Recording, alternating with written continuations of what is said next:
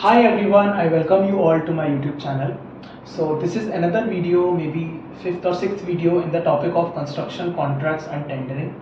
So in previous videos we discussed several terms that are important for a contracts engineer or a billing engineer or a site engineer to know, like mobilization advance, what is EMD, what is bank guarantee, what is a performance bank guarantee, what is letter of acceptance, what is power of attorney, what are the contract conditions of CPWD, and so on. So in this video we'll be covering two theoretical terms which are nothing but your pre-bid meeting and what is tender at glance, which is also called as tender summary. So we'll be touching them in brief, and also we'll be taking some practical things to help you relate to these two topics. So without any further delay, let's get started and let us first discuss about the pre-bid meeting. So I have already mentioned some points regarding the pre-bid meeting so that your time should not waste. So the very first point is, see, what is a pre-bid meeting? So again we'll break up the terms just like we always do, pre-bid and meeting. So what is pre-bid? Pre-bid means time before bidding. Time before bidding. Meeting is nothing but when two or more people they meet, they discuss about something, about some particular agenda, that is called a meeting. So before you bid, a meeting will happen which will help you discuss your doubts regarding bidding. Like suppose you have some doubts regarding drawings, regarding GCC. GCC means general contract conditions. If you have certain doubts regarding the special contract conditions, or some line item you are unable to understand in BOQ, or there is some discrepancy, or some data is missing, or some specification is missing, or some specification is ambiguous, you are unable to understand what is the specification, if there is some unclarity in the scope of work, then all those things you can ask in this pre-bid meeting. It's nothing just like a doubt session that you have with your teacher before you go for exam. Then usually your teacher will say that tomorrow is the doubt clearance session. Before you go to the exam, if you have any doubts, then we can clear those doubts in this particular session. So similarly, exam is nothing but your bid. Before the bid, we will have this doubt clearing section, which is pre-bid meeting. So now see, who all are the participants in this pre-bid meeting?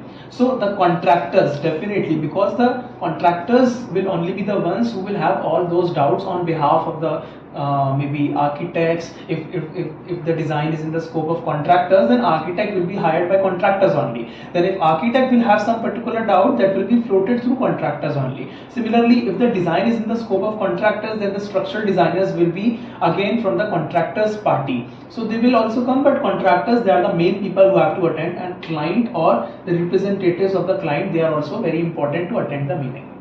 But now see, although it's important, you may have certain doubts during the meeting, but it's not compulsory for you to attend this meeting. If you have some very major doubts and if you feel like that it's worth my time to attend the meeting, then you just go and attend the meeting. If you don't attend, then no one will stop you from bidding for that particular project. It's not like if you don't attend, then you won't be able to bid. It's not at all like that. Another thing is, what is the venue, what is the date, what is the time for this particular meeting. So all these things are informed to you when you get the tender documents from the client. Whenever the client will issue you the tender documents, then and there they will inform you that you are taking the tender. This is the time for bid opening, this is the time for quoting, this is the time for pre-bid meeting. Everything they will inform you while you get the tender documents. Another thing is that it is very much compulsory that this meeting should happen before the pre-bid final bid submission, because anyway the meeting is itself regarding the submission of the bids, queries regarding the submission of the bids, and if it doesn't happen before this, then there is no point of conducting it after the bid submission. So again, next thing is that, see, again, suppose if it's a very big contract, there are the BOQs almost for even a small project also, the BOQ will be very huge. Even the conditions will be sometimes very confusing. Specifications also sometimes will be very new for certain products and all, certain materials. Scope of work also sometimes may not be that much clarity, and in case if you are quoting for a new project, then definitely everything will be very new for the contractor. So for that particular case, definitely a certain contractor may have hundreds of queries, 50s of queries, even 200s of queries, and there will be a pool of contractors. Especially in the case of open bidding, there will be a pool of contractors. So in that particular case, there will be many queries that will be coming up. So For the client to make their work easy, the contractors have to inform their queries well in advance to the client. The client should already know that what all queries the contractors are going to ask. So before they go to the meeting, the contractors should email their queries to the client or officially in some letter or something like that by mentioning the page number, clause number and drawing number with respect to the certain query. If they have some query in particular clause, then they should mention that in the tender document on page number 205, this clause I have some issue. Similarly, page number on drawing number, in drawing number 75 I have this issue, this detail is missing or something like that, so that the contractor can filter their queries and they can keep their answers ready in the meeting, so that their time doesn't get wasted in understanding the solutions to the problem during the meeting. Also, the client will only address the major queries, because if see there are very small queries, then client won't bother to address them in the meeting. Anyway, whatever queries you will have, those will be addressed, but only major queries will be addressed during a meeting. Minor queries the client will reply you after the meeting, maybe through mail or through letter only. So this is what the pre-bid meeting is. Now let us just take some very small examples of what all the queries can come from the contractor side. Just a sample of queries I have collected from one contract from my fellow colleagues. So see, one example is, as location of expansion joints is not available in drawings,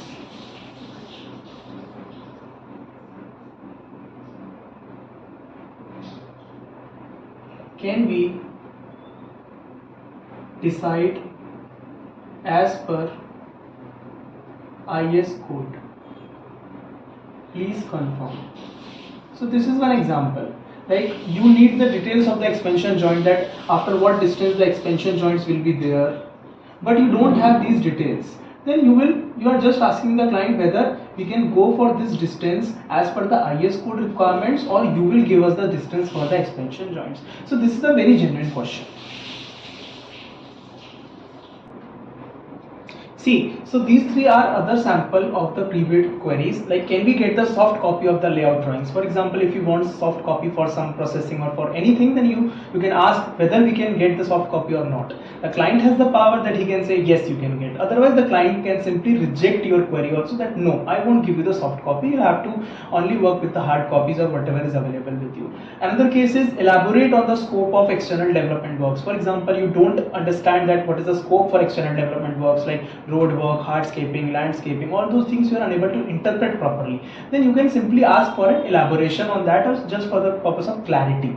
Another is, can we get a copy of soil investigation report along with the recommendation for foundations for all locations? This might be possible. You need the soil investigation reports. The client has done some soil investigation, or maybe you are unable to perform that, you don't have the relevant technical team with you, or something like that may be possible. So you can ask for the copy of soil investigation report in case the client has already done that. You can also ask for the recommendation from the clients, because they also have their technical cell, no? So you can ask for certain things. It's up to clients whether they want to fulfill your demands, or they can simply reject your demands also. But again, it will be in the forum. Most probably they will conduct the meeting in front of everyone. They will address the queries in public. Like, all the contractors will be assembling at a same position, and they will be listening to the queries of other contractors also. But certain clients, they may say, no, I will address your queries in private. You have to come to the venue, but I will address your queries in person. I won't let your queries disclose to the another contractor, and vice versa.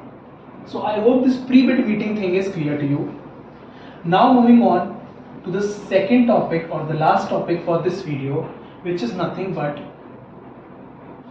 tender at glance, which is also called as the tender summary.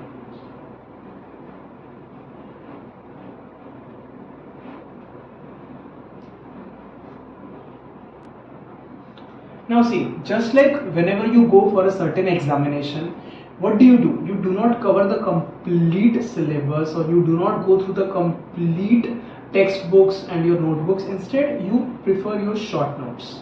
Whatever short notes you have done, you just use those short notes to revise your complete syllabus instead of going through the complete textbooks. Okay, this will help you in saving your time. and also this will help you to collect only the important information that is required for the examination, because anyway some unnecessary details you want to avoid because you don't have that much time while you go for the examination, while you prepare for the examination. So this is what a tender summary is, or a tender at glance is.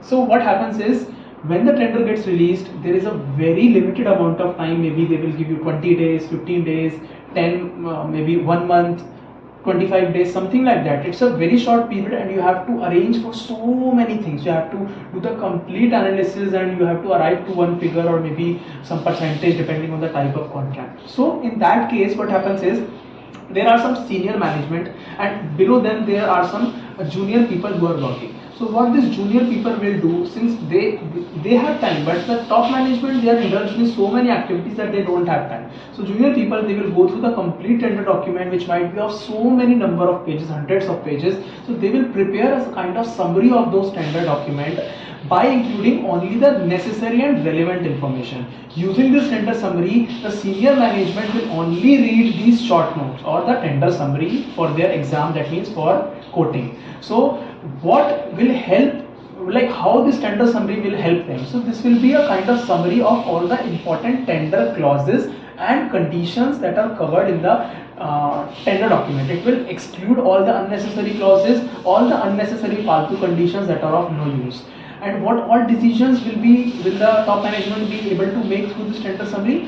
Whether, first of all, to bid or no, whether this tender is useful for us or no. Another is finance related. How will I manage my cash flow? How will I manage my working capital? What is the staff that I'll have to relocate? What is the number of laborers I'll have to mobilize? Whether the plants and machinery I have, whether they will fall under my budget or no? Whether to go on solo or I should make a joint venture? What all things I should subcontract and what all is my specialty, what all I should do myself and what should be subcontracted. Then based on that only the construction methodology will be decided, and this is how I'll be continuing my construction methodology. Okay, so these are the things that are decisions that top management takes from the tender summary. Now see, what all things to include in the tender summary and what all things you should not include. So I'll be focusing on only what all things you should include in your tender summary. The first is general things. You have to include some general findings and general clauses that are generic, that you can find in various contracts, okay, various tenders. Like it's not, it does not depend on a particular maybe tender. So location of the project, what is the estimated cost of the project, who is the client, it also depends. With some clients you have good relationships, so if you have good relationships with the client, then you will say, okay, I'll be quoting for this job because I have good relationships with the client, there will be no cash flow problems, there will not be any disputes throughout the project and the client will favor us. Then maybe who is the consultants, this also matters a lot because with some consultants you have worked previously. Then what are the milestones for the project? Like milestone is, in several cases what happens in lump sum contract, they will have some milestone that if you will complete the foundation, then we will release maybe 20% of your payment. If you will complete this terrace slab, then we will release total cumulative 50% of the payment, and so on. Another is, what is the type of work, what is the nature of work. Like if you are specialized in maybe finishing activities, and if it's not finishing, it's CSR activities like concrete, shuttering and rebar, then you may say, I'm not specialized in all these activities, I won't take up this project. Nature of work. Then another thing is type of structure, whether it's RCC or it's a framed structure or it's a steel structure. Then again, what is the type of contract, because depending on the type of contract only the payment schedules are decided, and so many things depend on the type of contract also. So these are general findings. Another thing is the commercial terms. You will also note down what all are the commercial terms and conditions. Commercial terms include the EMD.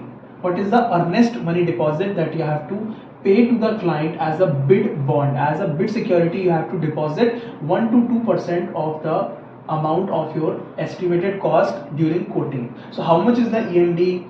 What is the condition for your bank guarantees, for your performance bank guarantee? What is the recovery period? Then what is the retention money that you have to pay? Because see, you have to pay some retention money also to the client as a security. So how much is the retention money? Then what is the recovery of your PBG or your bank guarantees? Then what is the interest on advance, whether advance is applicable in the project or not. If it is so, then what is the interest on mobilization advance. Then all these things you have to decide in the commercial terms. You have to take all these things out because these are the important commercial terms and conditions for any certain project. Another thing is you also have to discuss about the advance in a separate thing, like what is the provision of advances, like what all advances the client will give you, like whether he will give you mobilization advance, P&M advance, then secured or material advance. All these things you have to check. If they are giving, then again what is the interest on all these advances, then what is their recovery stage, recovery period. Okay, all these things you have to see there. Then another thing is what are the taxes and duties. You have to see whether the price that you have to quote will be inclusive of the tax or exclusive of the tax.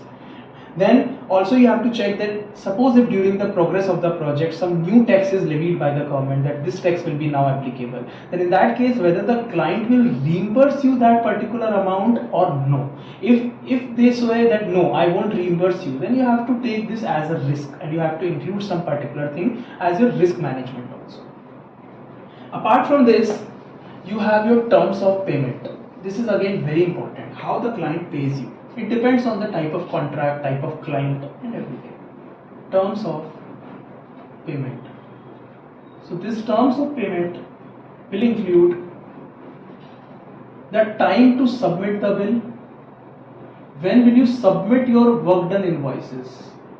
Usually what happens is, suppose for first month you did 50 crores of invoice, then you will submit this in the second month, starting of the second month, and client will take maybe 7 to 10 days in certifying, and within 15-20 days the client will pay you. This is usually the cycle time. Okay, so you have to just check what is the cycle time to submit the bills, to certify the bills, and to pay the bills by the client. You have to check all these things. Apart from that, you have to check that what is the minimum amount for certification. For example, they say that I won't certify a bill if it's less than 10 crores. If you did a work of only 7 crores in first month, then no need to submit a bill. Only submit a bill when you reach 10 crores. So in that case, you will have to submit 2 monthly bills in one bill, 2 monthly invoices as a single invoice, because you have not reached their certification limit. Okay, apart from that, you also have to check the interest clause on delay. Like if there is a delay of payment, like the client does not pay you the payment on time, then in that case how much interest you can expect from the client based on the number of delays. Okay, then another thing is you should also check whether the contract or the tender document, I would say, because includes the escalation clause or no. What is escalation? Escalation is nothing but you submit your prices at a certain period. So after that period, while you progress your works, there may be high chances that the rates on certain materials may increase, and specifically I would say cement and steel. Then apart from that, there are several other things also which are not major but still, bricks, and also on labor. It's not a material, but on labor also their wages are very much prone to increase depending on the state, depending on the conditions and all. So you have to check whether all those increase in these particular items or labor will be payable by the client, or you will have to adjust yourself for this escalation in your quoted amount. Okay, then you have to also check your LD and bonus clauses. What is LD? LD is nothing but your liquidated damages. In case you do not complete the project on time because of your own fault, but not because of the client's issues, then in that case the client can put liquidated damages clause on you, and he can seek some particular amount from you on the basis of the number of days you delayed the project.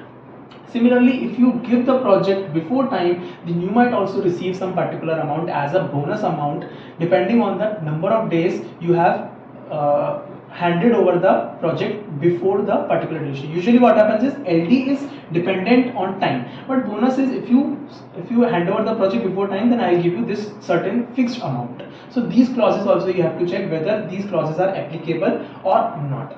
Other thing is you also have to check out what are the facilities that the client is providing you, whether the client is giving you labor colony already at site, whether the client is giving you some materials like cement or steel at the basic prices or no. All these things also you have to check. Another and last thing is you have to also check the litigation things like arbitration, what are the clauses for arbitration, litigation, because these are the legal issues which will ultimately matter a lot by the closure of the project, because you will have certain claims with the client. If the client has not paid you a certain amount, you will have some issues with the client. And what are the clauses for resolving those issues? These all things you should mention in the tender summary, because these are very crucial for any project to run smoothly. Okay, because if you have some arbitration cases, no, then these arbitration cases will be the black marks on you for your complete career in construction. As a contractor, I am saying this, because if you will quote for other projects, you'll have to furnish the performance certificates where all your arbitration issues will be completely shown there. So all these things should be mentioned in tender summary, as they're very, very crucial. So I hope you understand these two terms, tender summary and apart from that, pre-bid meeting. So thank you for watching, and do subscribe to the channel and also like this particular video. So if you have any other comments, then just shoot down, and also you can check out the other videos in the playlist of construction management.